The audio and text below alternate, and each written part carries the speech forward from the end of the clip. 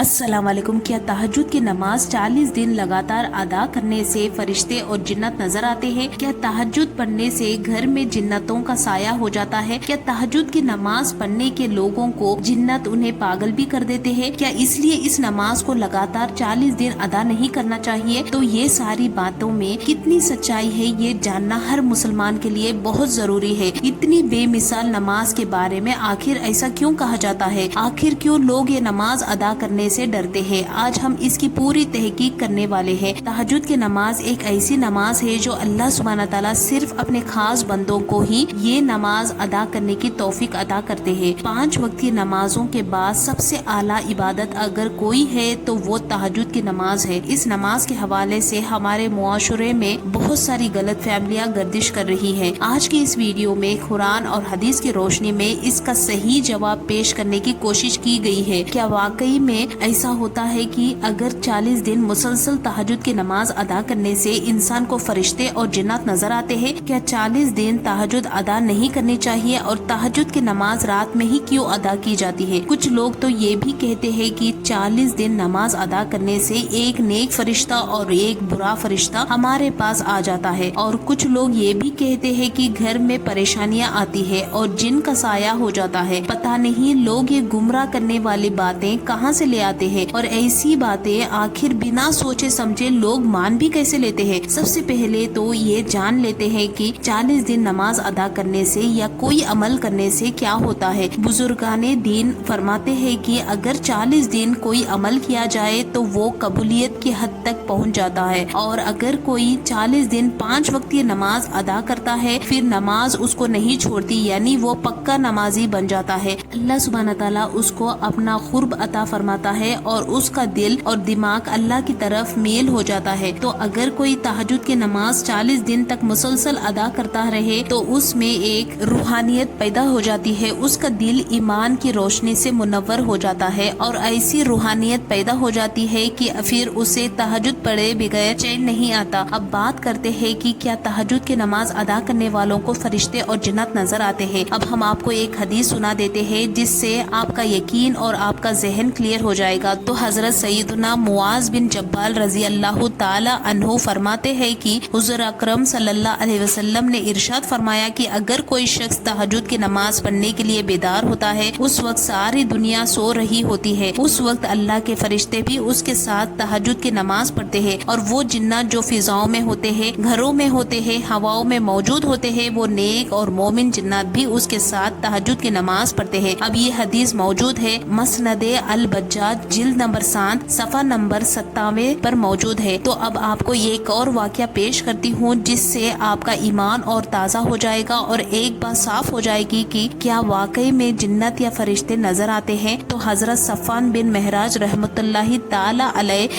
तहज्जुद के नमाज के लिए बेदार होते थे और नमाज के दौरान चीख पुकार की आवाजें भी सुनते थे। तो वो ये आवाजें सुनकर डर जाते थे, सहम जाते थे। अब ये सारी बात हजरत यासिद रक्कासी रहमतुल्लाहि ताला अलैह फरमा रहे हैं। तो हजरत सीरी रहमतुल्लाहि ताला अलैह ने हजरत यासिद रक्कासी रहमतुल्लाहि ताला अलैह से पूछा कि हजरत सफ़ान बिन महराज अलैह को जो आवाजें चीख पुकार सुनाई देती थी वो जिन्नतों की ही होती थी, ये कैसे पता चला? और जिन्नत आपस में लड़ रहे थे, उन्हें नुकसान पहुंचाने की कोशिश कर रहे थे। तो हजरत यासिद रक्कासी रहमतुल्लाहि ताला अलैह फरमाते हैं कि हजरत सफ़ान बिन महराज अलैह ने फरमाया कि उसी वक्त गैब से एक आवाज आती है कि ऐ हजरत सफ़ान बिन महराज अलैह, आप डरे नहीं, हम लोग भी आपके साथ तहज्जुद की नमाज अदा करने के लिए बेदार हुए हैं, हम आपको तकलीफ नहीं पहुंचाएंगे। ये बात से साबित है कि जब कोई तहज्जुद की नमाज के लिए बेदार होता है तो उसके साथ साथ जिन्नत भी तहज्जुद पढ़ते हैं। ये अलग बात है कि हमें नजर नहीं आते और कोई नुकसान भी नहीं पहुंचाते, तो डरने की कोई बात नहीं कि आपके पीठ पीछे क्या हो रहा है, ये तो आपको नजर ही नहीं आता है, तो फिर उसमें डरने की क्या बात है। ये वो जिन्नात होते हैं जो नेक होते हैं, जो मोमिन जिन्नात होते हैं, कोई सर्कस जिन्नात नहीं होते जो आपको नुकसान पहुंचाएंगे। यहाँ एक बात और है कि वो जिन्नात सिर्फ शोर गुल कर रहे थे, हजरत सफ़ान बिन महराज रहमतुल्लाहि अलैह को